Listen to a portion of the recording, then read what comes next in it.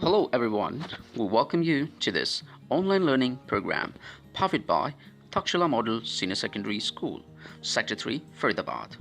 If you are looking for the best learning opportunities for your child in the present day scenario, where most of the schools have detached themselves from the mainstream culture of virtual classes, Takshila is set to bear the torch of knowledge and brush the darkness of lack of education aside with a team of expert teachers during the unprecedented moments of COVID-19 pandemic. In order to be a part of online learning program for the session 2020 and 21, which is open for classes nursery to 9 and 11, log on to www.takshilaschool.com and get your child registered.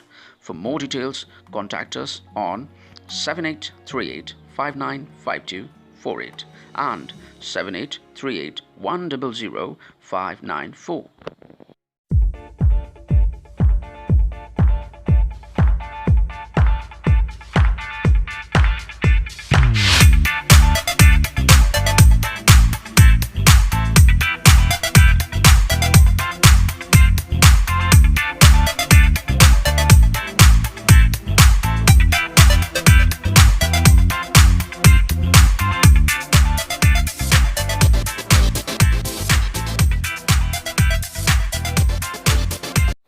Hello, my dear students.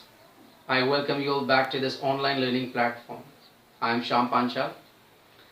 I'm going to give you this lecture on behalf of Takshila Model Senior Secondary School. So students, here take a look at the board. This chapter is for class 9. Chapter number 4 from the book Moments. The title of the chapter is In the Kingdom of Fools. And this chapter has been written by A.K. Ramanujan. Let me just tell you something about this chapter. This chapter is actually a Kannada folktale. Do you know what a folktale is? A folktale is a story which is passed on from one generation to another. This chapter has been taken from Folktales from India. It is a book written by A.K. Ramanujan. So students, now let us take a look at the title of the chapter, In the Kingdom of Fools. In the Kingdom of Fools, the title of the chapter refers to a kingdom where all the people, especially the king, the ministers, the counselors, and all are fools. And you can imagine how difficult it is going to be to live in the kingdom of fools. The kingdom of fools is a place where justice is not done and people are held guilty for no particular crime. So you can now just imagine how funny this chapter is going to be. We are going to have a lot of fun when we read this chapter. So this is what the title of the chapter says. Now let me just throw some light on the characters of this chapter. There is the king, the minister, the guru, and the disciple. Let me now give you a brief outline of the chapter. In the chapter, the king and his ministers all are fools. They just pass out an order that all the people will work at night and they will sleep in the daytime. At such a moment, the guru and disciple arrive in the city, and the disciple chooses to stay in the city, but the guru leaves because he concludes that this is the city of fools, this is the kingdom of fools, and living here is calling for trouble. Then a theft takes place at the house of a rich merchant. A lot of people are tried for no particular reason, and then the disciple is held guilty for a crime which he did not commit. The guru comes to rescue his disciple, and with his wisdom, with his intelligence, the guru saves his disciple, and the king and the minister die at the end of the chapter. The guru and his disciple are coronated as king and ministers. Old ways are restored. Normalcy is restored. So this chapter is going to be very interesting. Let us read this chapter with me. Before we move on to the discussion of the chapter, I have written 8 points on the board. I will explain these 8 points and the chapter will be done. But before I move on to the explanation of these points, I want all of you to open your books so that you can understand what is actually happening in the chapter. Right? So students, let us move on to point number 1. Point number 1 says, a stupid order followed in the kingdom of fools. So, in the kingdom of fools, the king and his ministers both were fools. The king once decided that they should do something that had never been done by any of the king. So they wanted to, the king wanted to do something different. The minister suggested that they should pass an order that all the people will work at night and they will sleep in the daytime. Means the rivers, the things will be done in rivers. Uh, so such an order was passed, and people were obliged to follow these orders, because those who did not follow these orders would be done to death. So for the fear of their lives, people followed the orders, and they started doing their work at night and they started sleeping in the daytime. Even the animals who were taught to sleep in the daytime. At such a time, the Guru visits the kingdom of fools along with his disciple. This is the point number 2. So at such a moment, the Guru, a Guru and his disciple just arrive in the kingdom of fools. They are very hungry, and they are looking for something to eat. They are looking for some shops, and wherever they go they find that the entire city, entire kingdom is empty. There is not a soul to be found in the streets, not even the animals. If some animals are found, they are sleeping, right? It seems that there is nobody who lives in the city. So they kept on wandering all throughout the day. When the darkness falls, they kept on walking, they kept on wandering all throughout the day. When the darkness fell in the evening, people started coming out of their houses. They started to continue, they started to do their work. The work which was supposed to do in the daytime, they were doing that in the night. So the disciple and the Guru, they were very hungry, so they went up to a stall, and the disciple bought some bananas. When disciple bought the bananas, he found that everything cost the same, 1 dudu. Here, just take a look at the word dudu. What is dudu? Dudu is actually a Kannada word for money, for a rupee. So everything cost a rupee or dudu. Whatever you buy from a needle to a big thing, you just need to pay 1 dudu. This was the thing that attracted the disciple a lot. He thought that everything is very he thought that everything was quite cheap over there, and that he would enjoy a hearty meal all throughout his stay at the city. But Guru concluded, he just sensed that there was something wrong in the city, and he concluded that the king and his ministers were fools, and that it would be it would be a very wrong decision to stay there, because staying there be uh, would be calling for trouble, right? Would be putting their life into trouble. So the Guru finally decided to leave, but the disciples decided to stay in the kingdom. I told you the reason why the disciple wanted to stay in the kingdom, and he stayed, but the Guru left. Now, incident of theft in the rich merchant's house. After a few days, what happened that there took place a theft in the rich merchant's house. So the burglar was doing what? He was just trying to enter the rich merchant's house, and all of a sudden the wall in which the wall which he was breaking into fell onto him, and he died on the spot. The brother to the thief came into the royal court, and he pleaded the king for justice for his brother who was killed by the wall which fell on him. The king, as we have already discussed, is fool. He just called for the man who owned the wall, and this was the rich merchant. The rich merchant was called into the court, right? And the king blamed him. King accused him guilty for the murder of the poor burglar. The brother of the murder, the brother of the thief, pleaded king for justice. He said that his brother was doing his ancestral profession, that was robbery. While committing or doing his profession, he was killed by this rich merchant's wall. So here starts the blame game. Here, the point number 5, the blame game. So here starts the blame game. What happens then? The rich merchant, who is now in the court before the king, he now starts. He now puts the blame onto some other person. He says that this wall was built in his father's time, and his father is no more now, and that this is not the fault of the rich merchant. It is the fault of the person who built this wall. So the king ordered the king ordered his soldiers to bring that bricklayer who built the wall in the rich merchant's father's time. Now the bricklayer was called into the court. The king held him responsible for the death of the innocent thief. The king ordered. The king was about to order his soldiers to execute the poor bricklayer. The bricklayer, who was an old man, he pleaded the king and said in his defense that it was not his fault. When he was building that wall, there was a girl who was just coming every now and then, and the anklets were just distracting the attention of the bricklayer. So the king thought over it, and the king called for that dancing girl. The dancing girl, who turned into an old woman now, was brought into the court. The dancing girl was standing. Again, the king held the dancing girl responsible for the death of the poor burglar. The dancing girl passed the blame on to some other person. And who was that person? The other person was the goldsmith. The dancing girl said in her defense that it was the goldsmith who made her come and go a number of times when this bricklayer was making the wall.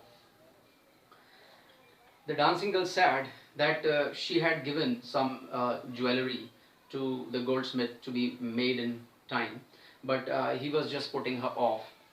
Every now and then she went there.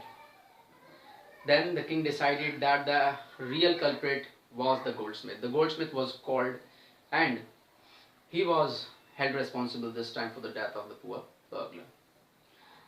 Again, the goldsmith also said something in his defense. He said that it was not his fault, he was innocent. He said that he could not complete the order of this dancing girl because he had some other orders. There was some wedding at the rich merchant's house, and he said that rich merchants are very impatient people, right? They just do not have patience. They want their work to be done before others.